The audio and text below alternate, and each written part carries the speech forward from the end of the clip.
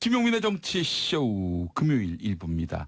예, 핫서머 노래 들으니까 더 덥습니다. 네. 예. 그래도 뭔가 귀는 청량감이 좀 느껴지긴 하네요. 그렇습니다. 네. 여름을 잘 날 수 있는 방법을 제가 하나 좀 팁을 드리자면은 네. 목욕탕 사우나 가서 찬물에 들어가서 한 30분 있다 나오면요. 몸속에 있는 그 어떤 그 화기 네. 뜨거운 기운 이런 것들이 싹 빠집니다. 오, 저도 즐겨 쓰는 방법입니다. 예, 그렇죠. 네. 냉탕에 들어가서. 뭐 그리고도 이제 뭐 요즘 뭐 음원 사이트 잘 발달돼 있으니까 네. 뭐 크리스마스 캐롤 들어도 기분만은 아주 시원해집니다. 그거는 별로 의미는 없을 것 같은데요. 의미 있어요. 임상 그런가요? 실험 성공했어요. 누구를 대상으로 임상 실험을? 김용민이한테 하는. 네, 그렇군요. 예, 그렇습니다. 자, 유정화님, 여기는 경남 김해입니다. 벌써 31도가 넘어갔네요. 체감 33도, 정신줄 놓을 지경입니다. 아, 그래요, 김해. 제가 이제 창원에서 직장 생활을 한 적이 있어서 잘 아는데 네네. 무척 덥습니다. 여기는 예. 숨이 턱턱 막히는데, 예, 자, 그 기분 제가 이해합니다. 저기 거가대교 건너서 네.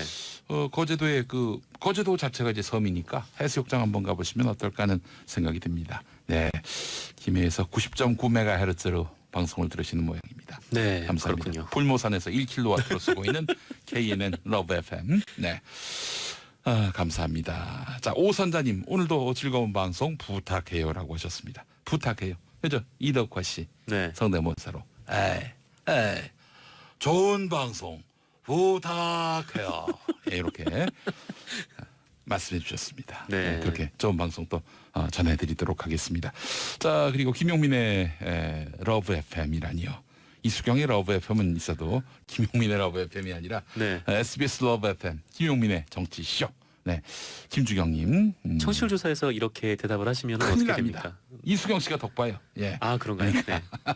김용민은 빠지고 러브 FM이 들어가는군요. 네, 그렇습니다. 네. 자, SBS 러브 FM 김용민의 정치 쇼. 네, 많이 사랑해 주시기 바랍니다. 뽀글머리 너무 잘 어울린다고 하는데, 예, 핫썸머 곱하기 2입니다 지금. 네, 무척 더워요. 예, 네. 예, 머리에서 감사합니다. 김이 나는 것 같기도 하고요. 김이 납니다. 김이 나요 지금. 아주 그냥 국물이 흐르고 있어요. 네. 육즙이 흐르고 있습니다. 그렇습니다. 예, 예. 육즙에 이 빠르간 털이 섞여가지고 그렇습니다. 상당히 옆에서 보면 네, 괴기스럽습니다. 가발도 한 이틀 3일 쓰니까 벌써 탈모가 급진전되고 있어요. 네. 가발이. 예. 자, 그렇습니다. 여러분 문자로 의견 많이 보내주시기 바랍니다. 전국 각지의 현재 기상 상황은 어떤지도 좀 알려주시고요. 고릴라로도 전국 어디서든 전 세계 어디서든 인터넷만 있으면은 접하실 수가 있는 SBS 러브 FM 김용민의 정치쇼 샵 1035 짧은 문자 50원 긴 문자 100원으로 여러분 문자 받겠습니다. 정상근 기자시죠? 네, 안녕하십니까. 오늘 첫 소식. 네, 김동연 경제부 총리가 최저임금 인상의 속도를 조절할 필요가 있다라고 말했습니다. 하하, 지금 저 자영업자분들이 강력하게 반발하니까 네, 네. 속도 조절을 해야 한다. 그러면 뭐 어떻게 동결하는 겁니까? 뭐 동결이 될지 아니면 소폭 인상이 될지 뭐 속도 조절이라는 거는 소폭 인상을 의미하는 것 같긴 한데요. 예. 일전에도 김동연 부총리가 비슷한 얘기를 했었는데 그때는 이 당시 청와대 경제팀에서 이에 대해서 반박을 했었어요. 근데 이번에는 이 최저임금의 합의 시한을 앞두고 있는 상황인데다가 예. 이 홍종학 중소벤처기업부 장관도 비슷한 얘기를 해서 예. 이번엔 정말 정부가 이 최저임금 인상 속도를 조절하는 방향으로 이 경제 정책을 결정을 한 건지 좀 주목이 되고 있습니다. 예. 김동연 부총리는 그 관계 장관들 그리고 윤종원 청와대 경제수석이 참석한 간담회에서 이 최근 경제 여건이나 취약계층과 업종에 미치는 일부 영향, 이 사업주 시장에서의 수용 능력을 고려해서 최저임금 인상률을 검토해야 한다고 생각한다 이렇게 밝혔는데요. 예, 예. 그러면서 2020년까지 1만 원으로 올린다는 목표보다는 이 경제 여건이 중요하다. 최저임금위원회가 합리적인 결정을 하기를 기대한다라고 말했습니다. 최저임금 시간당 10,000원. 네네. 예, 이거는 문재인 대통령 대선 공약 아닙니까? 문재인 대통령뿐 아니라 당시의 모든 후보들이 내걸었던 공약이었던 걸로 기억을 합니다. 네. 그래서 문재인 대통령이 2020년까지 최저임금 10,000원을 맞추겠다 약속했고 이러려면은 매년 15에서 16%씩 올려야 하는데 2017년 6,470원, 올해 7,530원. 네. 7,530원에서 뭐 동결한다든지 뭐 8,000원을 넘지 못한다면은 아, 10,000원은 2020년까지 이건 불가능한 얘기가 되는 것 아닌가. 네, 예. 좀 어렵겠죠. 근데 예. 아까 말씀하신 대로 이 최저임금 인상을 둘러싸고 이 전국의 편의점들은 동맹 휴업을 뭐 결의를 하는 등 네. 이 실력 행사까지 예고를 하고 있는 상황이에요. 그래서 아이고, 참. 사실 이분들의 입장은 충분히 이해할 수 그럼요. 있는데 예, 예, 네, 예. 뭐 신용카드 수수료는 비싸고 뭐 임대비는 치솟고 네. 뭐 당연히 줄일 수 있는 게 인건비밖에 없으니까요. 자, 그렇다면 정부는 이게 저 어렵다, 속도 조절해야 된다. 이거보다는 네. 이 편의점주들을 울리는 과도한 네네. 임대료, 또 과도한 카드 수수료, 또 편의점 그 이 본사가 있지 않습니까? 네네. 프랜차이즈들이니까 이 본사의 과도한 그런 가맹비 네. 이런 것들을 좀 줄여가지고 압박을 해서 줄여가지고 이분들이 좀 숨통 트게 그래서 최저임금을 올릴 수 있도록 도와줘야 되는데 이거 뭐 그냥 속도 조절합시다 이렇게만 얘기하는 것이 네. 온당한 일인지. 예. 왜 그러냐면 이 최저임금을 받는 사람들이 대체로 청년 아르바이트생들이 많은데 예. 이분들도 뭐 월세가 치솟고 뭐 공부를 하려고 해도 물가가 비싸니까 예. 이분들의 입장도 좀 충분히 이해가 가는 상황이죠. 그래서 네. 말씀하신 대로 뭐 대기업 프랜차이즈나 아니면 부동산으로 거액을 부신 분들 뭐 이런 분들도 좀 상생을 위한 방안을 고민을 해봐야 되지 않나. 네. 좀 그런 생각이 드는데 너무 자영업자 대 예. 이런 아르바이트생 이런 문제로 이 최저임금 논란이 흘러가는 것 같아서 네. 네, 좀 답답한 마음도 듭니다. 을들끼리 싸우게 만들어요. 네. 이러면 안 되죠. 예. 참 안타깝습니다. 예. 제가 지금 이 주황색 네. 가발을 두고 애완견 염색한 것 같다라고 말씀하셨습니다. 예. 네. 저 밖에서 용민아 하면 올 것 같아요. 오늘 점심부터 네. 사료 먹겠습니다. 아, 네. 예. 그렇군요. 자, 그래요. 다음 소식은요. 네, 트럼프 미국 대통령이 김정은 북한 국무위원장이 보낸 친서를 네, 그것도 트위터를 통해서 공개를 했습니다. 또 트위터로. 네. 아이고 참. 네, 이 친서는 폼페이오 미국 국무장관이 얼마 전에 북한에 갔을 때 평양에 방문했을 때 이 김영철 부위원장으로부터 네, 전달받은 것이라고 하는데요. 이 정상끼리 주고받은 친서를 뭐 어느 한쪽이 공개하는 건 뭐 저는 개인적으로 처음 봅니다. 예. 네, 북한이랑 조율이 된 건지는 모르겠는데 예, 예. 뭐 그것도 트위터를 통해서 공개한 거는 정말 특이해 보이는 상황이죠. 근데 그 트럼프 대통령의 평가는 이래요.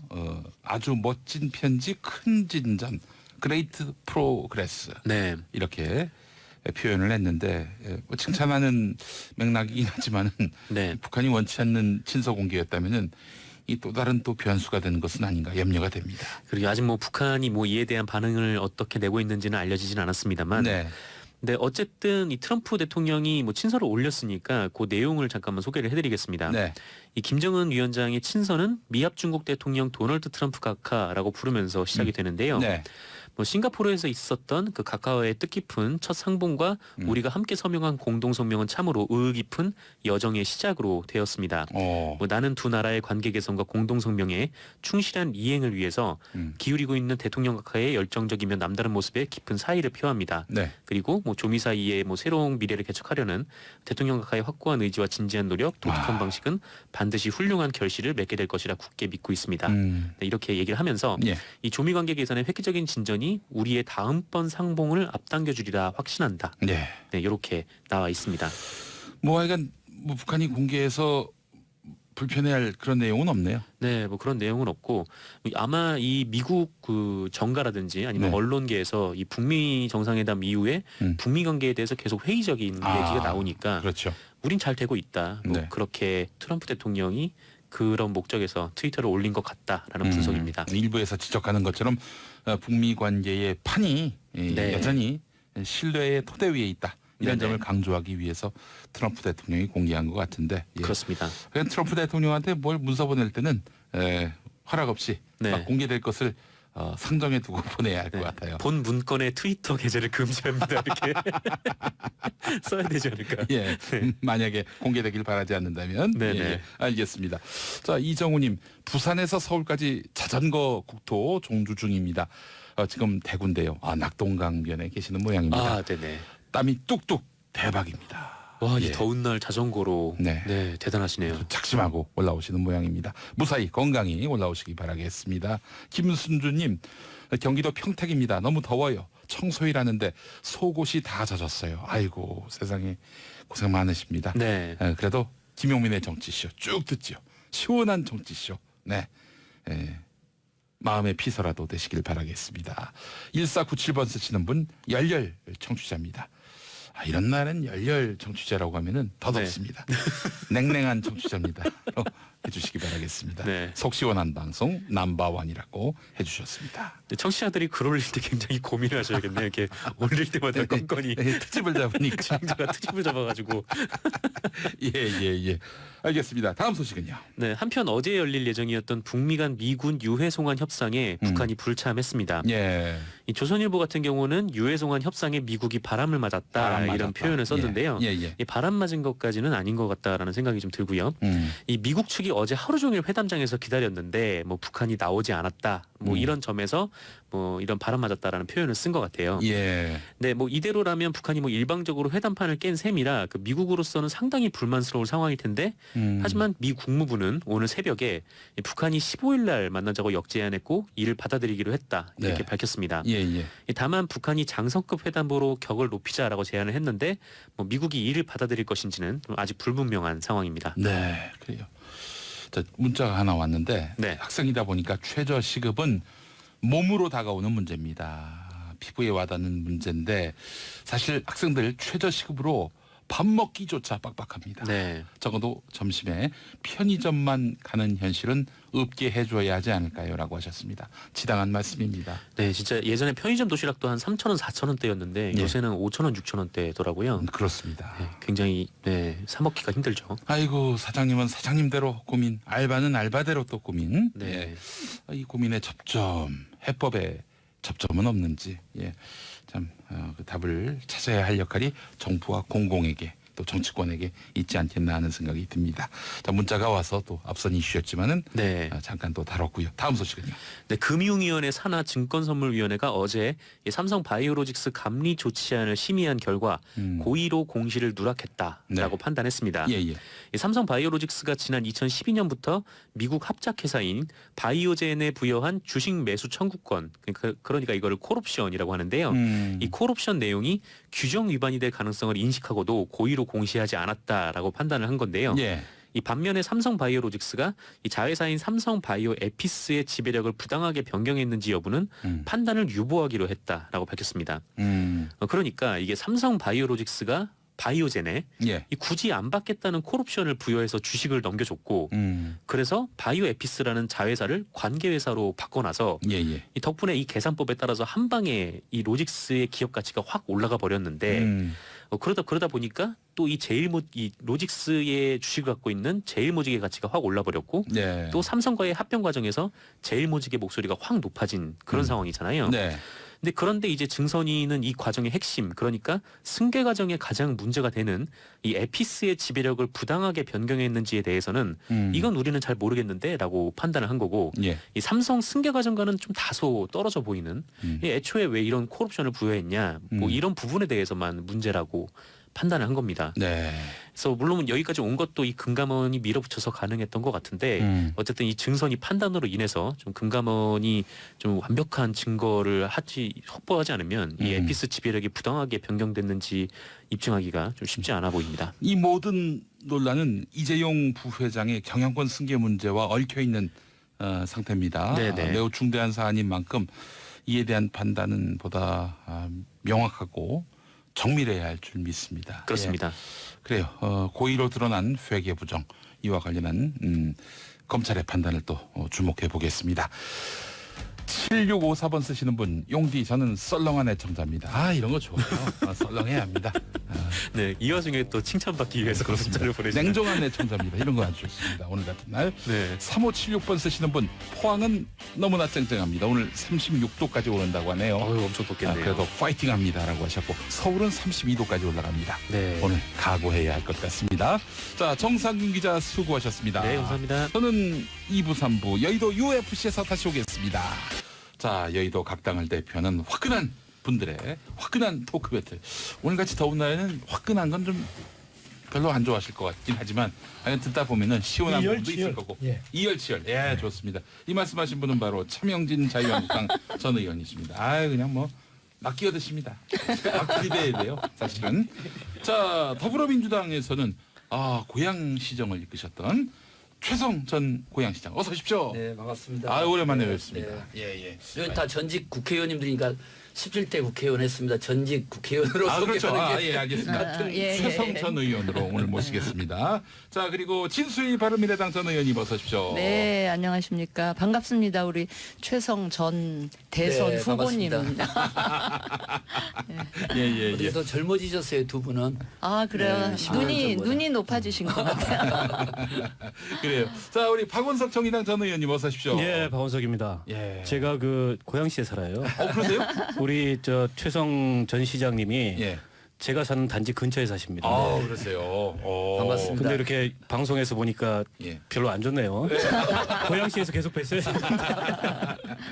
그래요. 자, 그래서 오늘 또 이렇게 네 분 모시고 현안에 대해서 뜨겁게 대화를 나누도록 하겠습니다. 백웅사님, 아 세상에 이분은 지금 소개되는 문자가 무엇인지 그 정확한 맥락을 짚고 계세요. 네. 차명진 전 의원님 종편에서 그림 너무 잘 그리시는 거 봤어요. 최성 전 시장님 나오셨네요. 시드니에서 재밌게 듣고 있습니다. 이러면 채택이 돼요. 근데 이제 비난하고 용서를 내면 이게 저 채택될 확률이 확 떨어집니다. 시드니는 지금 겨울일 것 같아요. 아, 그래요? 어우, 시원할 것 아 그렇죠. 한여름의 크리스마스. 예. 그런 노래도 있었고요. 자 서민희님, 네 여의도 UFC는 꼭 아침 드라마 보는 것 같습니다. 혹시 막장 막장 드라마? 아 근데 이제 계속 보게 되고 중독된다 이런 말씀을 또 해주셨습니다. 아이 그래요. 자 오늘 또 네 분 모시고 즐거운 시간을 가져보도록 하겠습니다. 그러나 또 뼈 있는 시간도 만들어 보겠습니다. 자, 국군기무사령부의 계엄령 문건 연일 새로운 소식이 나오고 있는데 자, 네 분은 이 문건의 성격 또 누가 만들었다고 보시는지 우선 최성 전 의원님부터. 네. 예, 저는 뭐 한동안은 고양시장 했지만 예. 과거에 김대중 정부에서는 외교안보 쪽에 그러셨죠. 있었고요. 예. 또 국회 17대 국회 우리 두 분 차명진 의원님, 진수 의원님 할 때는 외교통상에 예. 4년 동안 있었기 때문에 상임위원장도 하지 않으셨어요? 아니요 그 정도는 아니었어요. 아, 예. 그 정도까지는 간사도 아니셨고. 못했습니다. 아, 그래요. 예. 특활비는 못 받으셨겠네. 네.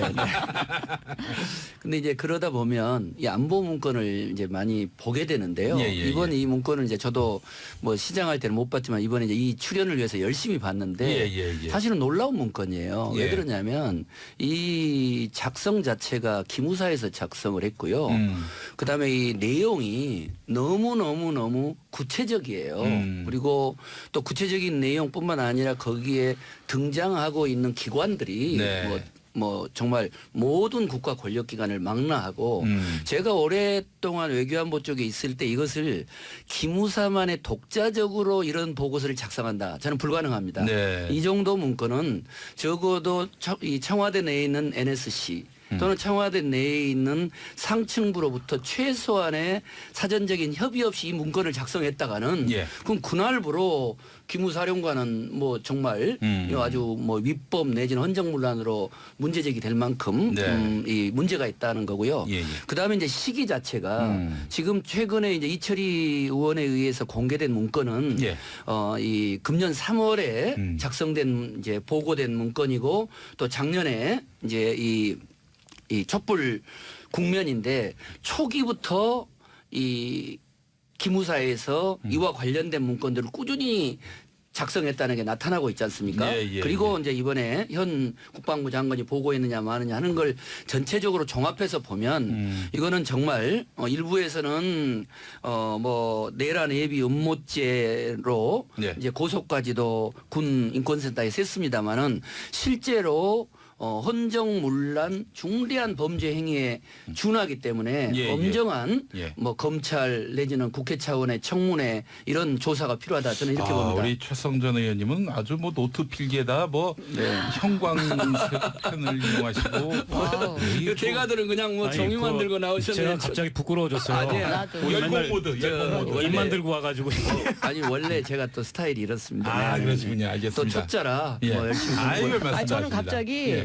되게 전교 1등하는 모범생하고 아니에요. 같은 시험을 치르고 있는 아니요, 이제 일진 그동안 언니. 제가 시장만 하다 보니까 예. 국정에 대해서는 좀 이렇게 파악할 기회가 많지 않아가지고 여기 나올 기회가 돼서 좀 예. 자료를 열심히 봤습니다. 하여튼 네, 예, 네. 존경스럽습니다. 우리나라 예. 100한 20개 되는 시군 중에서 예. 로고가 제일 긴 시가 어딘지 아세요? 어디입니까? 고향. 로고가 왜 뭐였어요? 꽃보다 아름다운 사람들의 도시 고향. 어떻게 15자. 어떻게 그것까지 아세요? 예, 제가 관심이 많습니다. 아니, 경기도 제가 일산에 10년 살았습니다. 그러셨구나. 아니 우리 차명진 의원님을 두고 한번 이제 문자를 보내셨는데 차명진 의원님을 자유한국당 비상대책위원장으로 모셔야 한다. 그래서 뭔가 봤더니 그래야 UFC에서 하차하시지. 이거 뭐 우리 소중한 패널이신데 우리 안 돼요, 안 차명진 돼요, 안 의원님. 돼요. 제가 보니까 심각한 음모인데 이거. 제가 보니까 이제 호불호가 참 명확합니다. 아니 근데 예, 이분은 예. 이분은 비대위원장에 초점이 있고요. 예. 기회 하차는 예. 이렇게 개그성으로 이렇게 한 농담을 거예요. 아니 그게 아니라 네. 내가 볼 때는 지금 또 다른 보수 논객 예. UFC에 참여하고 싶은 그래요. 그 사람 아닌가 나는 그 생각이 댓글 듭니다. 공작. 네. 근데 아마 제가 그분한테 말씀드리면 아마 여기 한 두 번 못 버틸걸요. 웬만한 강심장이 아니고 저니까 버틴데. 예. 지금 제가 알겠습니다. 이 고양시 왜 로고가 기냐 얘기한 거는 네. 최성 전 의원님 전 시장님 예. 지금 말씀하시는 거 보니까 이렇게 길어요. 근데 저는 이번 사건에 대해서 이렇게 생각해요. 예. 그 얼마 전에 그 유재석 씨가 예. 지방선거 때 자기 선거한 거 그 인증샷 찍으면서 파란 모자 썼다고요. 예. 거기에 대해서 한국당의 민경욱 의원이 너 북으로 가라 그랬거든. 나는 지금 이런 사건이라고 봐요. 그러니까 소위 말하면 이 소뚜껑 보고 잘하라고 그런다. 지금 우리가 내용을 보면 볼수록 있죠. 이거는 컨틴전시 플랜이에요. 네. 어떻게 그 촛불과 또는 태극기가 정말로 과격해져서 네. 경찰서 무기고를 탈취하는 그런 상황을 전제로 하고 그렇게 하고 이 작성한 거예요. 그리고 여기에 무슨 모년 모월 모실 예. 누가 누구에게 지지해서 언제 모여서 어디를 먼저 점거하고 이런 내용이 없어요. 과거에 그 12.12 때나 5.16 때 있었던 그런 이 소위 말하면 내부 쿠데타 음모 그 문건이 아니에요. 이거는 그 일정하게 밑그림이죠. 그 밑그림. 법률 검토 내지는 여러 가지 상황에 대해서 이 실제 그 담당 소관 이런 것들을 말한 거고 예. 제 얘기가 이게 일정하게 컨틴전시 플랜이고 그거를 쿠데타 번역해 음모가 주세요. 컨틴전시 예. 플랜. 위기 상황 비상계획 문건. 위기 예. 상황에 대해 대응하는 문건이에요. 그러니까 예컨대 북이 우리나라를 침범할 이유는 없지만 작게 5019를 만들듯이 비상 상황에 대한 대책인데 이게 무슨 쿠데타 음모예요. 그러니까 지금 보면 전부 우리 UFC뿐만 아니라 모든 방송에서 마치 이것이 쿠데타 음모인 것을 전제로 하고 얘기를 하더라고요. 그래서 제가 계속 얘기하는 게 뭐냐면 이건 쿠데타 음모가 아니다. 그리고 제 얘기를 더 확증하는 게 뭐냐. 오늘 아침에 언론에 나오잖아요. 이거 3월 달에 보고받았는데 4월 달에 그때 아무 문제 없었어요. 그 청와대도 내가 보니까 일정하게 문건 자체를 받는지는 모르지만 내용에 대해서 보고를 받았는데 아무 얘기 없다가 왜 4개월 후에 얘기하느냐. 그동안 가만히 둔 거 보면 청와대도 이건 문제 아니다. 근데 이제 다만 이거 김무사가 좀 이거 보고하기가 부적절하지 않냐. 라는 정도의 문제 제기만 한 거예요. 그러니까 자기네들도 이거 아니라고 해놓고 왜 이제 와서 차 의원님. 기라고 하느냐 이게요. 네. 차 의원님, 제가 이제 먼저 제기했는데 문제 제기를 하셨으니까 네. 토론을 최성전 하면 의원님. 네. 예. 저한테만 길다고 하시더니 차 의원님도 못 잡겠게 아니 흥분하셨는데. 저는 얘기 3대 1이니까. 근데 이제 그게 아까 외교안보 쪽에 있다 보면 이 중대한 1,000만이 넘는 촛불 시위를 하는데요. 만약에 기무사에서 이런 컨틴전시 플랜 혹은 비상계획 회의를 하게 되면 제가 외교안보 쪽에 있었기 때문에 말씀을 드리면 주무기관에서 실무자가 여기에 대한 안을 올리면 위에서 야 이거 위험하다 하지 마라 해서 폐기되거나 꼭 굳이 해야 될 여러 가지 상황이 되면 그걸 관계기관에 실무대책회의를 하게 됩니다. 그리고 그것이 올라가서 논의가 어느 정도 돼서 한 부만 남겼다고 하는데 그 어느 정도 어떻든 위험하든 대단히 예민한 사안이 나오면 이걸 또 NSC라든가 논의를 하면서 이걸 어떻게 관계기관에서 대책을 할 건가를 논의를 해야 되는데 이거는 말만 비문이 안 됐다고 하지 기무사에서 이것을 왜 하며 이것은 작성 주체가 기무사가 부적절하고 이것을 논의한 협의기관이 불분명하고 어디로 보고했는지도 알지 못하고 그러나 그 내용에는 정말로 비상 상황이 발생했거나 혹은 그 상황으로 유도하려고 하는 그런 의구심을 강하게 띠는 내용이기 때문에 어느 그 누구도 증거가 잠깐 마지막 뭐였어요? 이야기할게요. 어느 누구도 단정적으로 이것이 친위 쿠데타 자료다라고 이야기하는 사람은 없는 거죠. 다만 있어요, 지금. 예. 독립수사단을 꾸려서 예. 그런 의혹이 있으니 이 민주주의 국가에서 지금 이런 친위 쿠데타를 음모하는 기도야 의혹이 제기되는 부분들을 어떻든 기무사에서 하는 건 예. 옳지 않다는 거기 때문에 그건 철저한 예. 조사가 필요한 근데 거죠. 좀 열기를 자꾸 시키는 네네네. 차원에. 자기 외교안보 했다 그러는데 나도 외교안보 외통위에 있었어요. 네, 알겠습니다. 네. 자, 그리고 나는 재선 출신이에요. 그럼 난, 네, 잘 알겠습니다. 나는 미안합니다. 전략기획본부장도 하고 대변인도 하고 다 했어요. 예. 그러면. 아, 자, 또 신수희 상대표 빼고 다 했어요. 막간을 의원님. 이용해서 막 깨알 자랑도 막 하시네요. 지금 이제 독립수사단이 구성이 됐으니까 수사단에서 얼마나 이제 엄정하게 객관적으로 조사를 할지 이제 지켜봐야 알겠지만 이제 제 추측으로는 이렇습니다. 기무사가 이런 문건을 아예 자발적으로 만들었다고 보기는 조금 힘든 것 같고요. 이게 제 경험으로 가장 마지막 위수령이 72년 10월 유신 선포하면서 있었던 것 같고요. 예. 그다음에 마지막 계엄령 선포가 79년인가요? 박정희 맞아요. 대통령 네. 유고 시에. 음.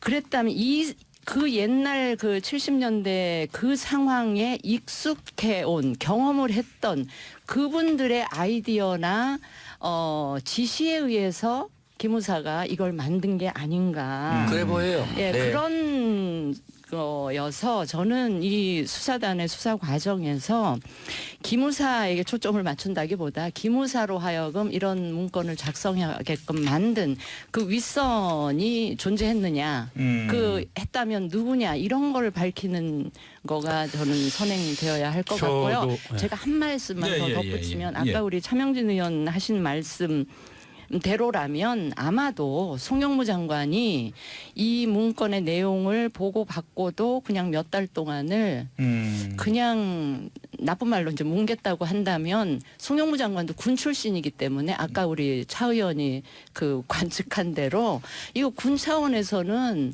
일단 유사시에 대비해서 정말 비상계획 차원에서 한번 만들 수도 있었겠다라는 판단 때문에 이거를 바깥에 공개 안 하고 갖고 있었던 게 아닌가 하는 추측도 한번은 해볼 수는 있겠다 이런 생각을 아유, 합니다. 진수희 누님은 이렇게 자꾸 이렇게 왔다 갔다 하니까 이렇게 저는 결집이 안 되는 거예요. 딱 박원석 오늘 한쪽 의원님. 편을 들어야지. 저는 아까 이제 차명진 의원님이 소뚜껑 보고 놀란 가슴 뭐 자라보고 놀란다 이런 얘기 하셨는데 그게 굉장히 중요한 맥락이죠. 왜냐하면 우리 현대사에서 이 군에 의한 정치 개입 그리고 군사 반란 그리고 그 군에 의한 그 민간인에 대한 학살 이 굉장히 우리 현대사의 큰 상처라는 거죠. 그리고 기무사라는 게 이제 보안사의 후신 아닙니까? 12.12 쿠데타 주역의 후신이에요. 그리고 이게 과거에 이제 윤석열 이병인 1990년에 보안사 민간인 사찰 문건을 들고 나와가지고 그때 뭐 국방부 장관부터 싹 날아가고 기무사로 이름을 개편했던 그 조직입니다. 어떻게 보면 우리 그 현대사에서 사고를 쳤던 이제 그런 이 군 내의 기구라는 거죠. 근데 당시에 비상계획이라고 말씀을 하시지만 비상계획을 만들어야 되는 상황이 있고 비상계획을 굳이 수립할 필요가 없는 상황이 있는데 이 예. 문건 작성 시점이 헌재에서 탄핵을 결정하기 한 일주일 전쯤이었던 것 같아요. 근데 그때까지 촛불 집회의 양상이 어땠냐? 단 한 건의 폭력 사태도 일어나지 않았고 단 한 명의 연행자도 없었습니다. 그리고 경찰도 뭐 질서 유지에 나서긴 했지만 그 과정에서 시민들하고 마찰을 빚은 그런 기록이 전혀 없어요. 그런데 이런 상황에서 설사 탄핵이 기각된다 하더라도 무슨 뭐 전방 부대를 빼가지고 후방으로 이동시켜서 탱크와 장갑차의 구체적인 배치 계획을 세우고 구체적인 부대 배치 계획을 세울 만큼의 비상 계획을 수립할 상황이었는가? 이건 저는 오바에도 한참 오바한 거고 이걸 단순히 기무사가 그냥 통상적인 의미의 이 유사시를 대비해서 만약의 사태를 대비해서 이런 계획을 배치했다고 보기 어려운 지점이 저는 바로 거기에 있다고 보는 거고요. 그리고 굉장히 중요한 게 그 문건에 뭐 어떤 내용이 적시되어 있냐면은 군 내의 알력 관계를 보이는 내용이 적시되어 있습니다. 뭐냐? 비상계엄 사령관은 육군 대장이 맡는다. 예. 합참의장이 아니고. 예. 합참의장은 육사 출신이 아니었거든요. 삼군사관학교 출신이었고 이거 12.12 쿠데타하고 비슷해요. 예. 그런 계획들을 보면은 그리고 제가 앞서 그 우리 현대사의 상처를 말씀드렸지만은 이런 행위를 하면 안 되는 거죠. 이 5.18 기억이 아직도 우리에게 생생한데 네. 그리고 이 문건의 제목이 뭡니까? 전시 개엄 및 합수 계획이지 않습니까? 예. 전시로 본 거예요. 탄핵이 기각돼 가지고 촛불 시위가 계속된다면은 예. 저는 있을 수 없는 행동을 군에서 한 거고 그리고 지금 보안사 문건 양식이 아니라는 겁니다. 보안사 문서 양식이 아니고 보안사 문서 양식에 있어야 되는 그 워터마크도 기무사 워터마크도 없고 그다음에 그 정확한 뭐 이 그 뭐 결제 란도 없고 그러니까 이건 어떻게 보면 누군가의 지시에 의해서 예. 기무사에서 작성을 해서 국방부 장관한테 일종의 독대 보고를 했던 문서인 거죠. 이게 기밀 문서로 분류되느냐 안 되느냐가 중요한 게 아닙니다. 예. 그렇다 그래서 이게 무슨 국방부 전체에 기무사 전체에 회람된 문건도 아니지 않습니까? 지금 그런 면에서 저는 매우 위험한 그런 이 문서를 작성한 거고 이거는 수사 과정에서 밝혀져야 될 부분이죠. 이거를 형법이나 군형법상의 그런 중죄로 볼 건지 네. 예? 아니면 어떤 그 이 법률을 적용해서 이 책임을 물을 건지를 저는 이번 수사 과정에서 낱낱이 밝혀야 된다고 생각합니다. 근데 지금 그러니까 지금 이 논의를 하는 과정에 정말로 그 시청자들을 착각해하는 그 팩트와 해석에 지금 오류가 있어요. 첫째, 팩트상 오류는 거기 그 배치와 관련해서 소위 말하는 휴전선에 있는 전방부대를 뒤로 빼는 얘기는 없어요. 예. 담당 관련해서. 그다음에 탱크와 장갑차를 동원한다고 그러는데 나 그런 얘기가 있어가지고 나도 처음에 살이 떨려가지고 몇 번 봤어. 근데 탱크하고 장갑차라는 단어가 없어요. 그러니까 지금 그 설명 좀 자꾸 제가 그런 드릴게요. 말을 자꾸 왜 그 없습니까? 호도를 하는데 물론 기갑부대 어쩌고저쩌고 하는데 그다음에 거기에 그 전시 계엄이라고 한 이유는 그 밑에 내용이 나와요. 당시에 그 북이 계속 핵실험을 하고 그래서 여기에 뭐라고 가정하냐면 북의 어떤 그 도발 위험이 상존하는 상황. 근데 왜 광화문에 병력 배치를 해요? 예? 북의 도발 위험에 대비하는데. 전반적으로 다 그렇게 하는 거예요. 계엄을 하면은. 네, 제가 좀 네. 설명드릴까요? 그래서 네. 아니 그러면 그 계엄을 하면 그러면 저 휴전선으로 달려갑니까? 아니, 그거하고는 다른 거예요. 그건 그 내부의 어떤 그 상당히 치안 질서가 어려워져서 소위 말하면 경찰 무기고가 탈취되고 이런 경우에 여기에 어떤 그 북의 어떤 그 여러 가지 도발 위험이 상존할 때 이런 것을 발동한다 이렇게 얘기가 나와 있습니다. 예. 그래서 근데- 제가 볼 때는 좀 그 자신의 어떤 주장을 강화하기 위해서 이렇게 팩트와 해석을 알겠습니다. 근데 하면 안 지금 돼요. 저는 박 의원님 의견에 공감을 하는데요. 이 전시겸의 합수 업무 수행 방안에 대한 자료를 제가 가지고 나왔는데 이철 의원이 공개한 걸 여기 보면 계엄 임무 수행군 편성 안에 기계화 사단 등등 언급이 다 돼 있고요. 탱크 표현은 없지만 다 없어요, 그래. 왜 그런 탱크 표현을 아니 해요? 기계화 사단들이 그 동원되게 사람이 되면 맨몸으로 가는지 총만 들고 가는지 어떻게 알아요? 그 다음에 기계화 또 사단에서 청와대 어떻게 맨몸으로 헌법재판소 광화문 일대 여의도 등등 공수 여단 또 특전사에서 대단히 구체적인 안이 있고요. 마지막에 이 보고서 문건 맨 뒤에는 철저한 보안 대책 강구하에 임무 수행 준비에 만전을 기하겠음. 이렇게 돼 있어요. 그거는 다 하는 거지. 그건 모든 군대 보고서에 다 그렇게 나와 아니죠. 있어요. 또 나도 왜 그럼 철- 보고서 그렇게 네. 써요. 우선- 보안대책 네. 하에 그러니까 임무수에 전반- 마음대로 비하겠음. 전반적으로 군대는 당연히 그렇게 하지. 국가 안보 문건에 대해서 신중한 접근을 가져야 된다는 건 필요하나 이 내용은 아까 진수 의원님이 저는 말씀하신 것처럼 박정희 전두환 정권 시절에 있었던 정말 밀실 공작 정치에 익숙한 사람들이 기무사를 통해서 꾸준히 이 내용 말고도 세월호에 대해서 그 외에 꾸준히 상시적인 보고를 해왔기 때문에 저는 박근혜 정권 하에서는 밤의 대통령이 최순실이었다면 기무사는 밤의 청와대였다 이렇게 봅니다. 저는 지금 이 시점에서 되게 궁금한 게 한 가지가 있는데 이 문건이 작성된 시점은 2017년 3월로 돼 있잖아요. 예. 탄핵 판결 있기 직전. 네. 그런데 사실 그거보다 4, 5개월 먼저 추미애 대표가 네. 11월인가 언제 이 비슷한 얘기를 했었단 말이에요. 예. 그러면 추미애 대표는 아마 군 쪽에서 약간 제보를 받아서 그거를 이야기를 언급을 하신 것 같아요. 11월 19일이네요. 제가 가져온 하신 것 자료에 같은데 따르면. 그렇다면 그때부터 이거에 대한 계속 뭔가 준비 내지는 이런 거를 하다가 탄핵 판결 있기 직전에는 아마도 청와대 주변에는 이 탄핵은 기각될 거다라고 하는 거의 확신에 가까운 그렇죠. 뭔가가 있어서 그렇죠.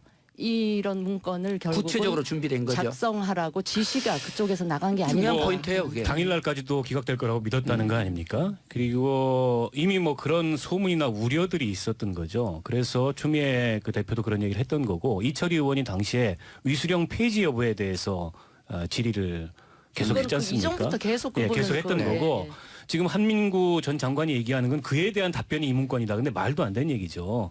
그거는 법률적으로 검토해서 이게 위헌성이 있느냐 없느냐 시대착오적이냐 아니냐 이거 검토해가지고 답변을 하면 되는데 병력 이동 계획을 거기에 왜 세웁니까? 진수희 의원님이 중요한 그러니까 거 짚은 것 중에 네. 하나가요. 아까 말했던 이번에 2016년 11월에 이미 태블릿 PC가 발견되고 촛불 집회가 됐던 한 5차례 있은 그 후에. 시기에 2016년 11월부터 개헌 검토 문건이 기무사에서 진행됐다는 게 어제 또 다른 문건들이 많이 공개가 된 겁니다. 네. 그래서 이런 내용을 종합적으로 수사하고 조사한 이후에 차명진 의원님이 우려한 것처럼 이것을 무슨 뭐 쿠데타를 기획했다라고 단정하기보다는 여기에 대한 철저한 조사를 해서 검증할 필요가 있다는 거죠. 자 그리고 이게 이제 청와대의 보고 시점 그리고 그 보고 내용 이 문제와 관련해서는 청와대 대변인이 브리핑을 좀 잘못했다고 생각을 해요. 청와대 대변인이 뭐라 그랬냐면 칼로 두부 자르듯이 딱 나눠서 얘기하기가 어렵고 회색지대 같은 부분이 있다. 근데 그런 브리핑 자체가 굉장히 회색이에요. 그렇게 청와대 대변인이 브리핑을 하면 안 되고 그 수많은 질문들이 거기서 일어나지 않습니까? 그 제가 추정컨대 보고를 안 하진 않았을 것 같아요. 기무사에서 국방부 장관한테 보고하면서 동시에 민정수석 라인으로 보고했을 가능성도 있고 송영무 장관도 보고를 했을 가능성이 있는데 아마도 이런 판단이 거기엔 개입되지 않았나 싶습니다. 어차피 기무사 개혁이 논의되고 있었고 TF가 구성돼 있었기 때문에 그거와 한꺼번에 이 문제를 포함해가지고 기무사 개혁 논의 속으로 이걸 예. 가져가자 이런 판단이 좀 있었던 것 같아요. 예, 몇 말씀 못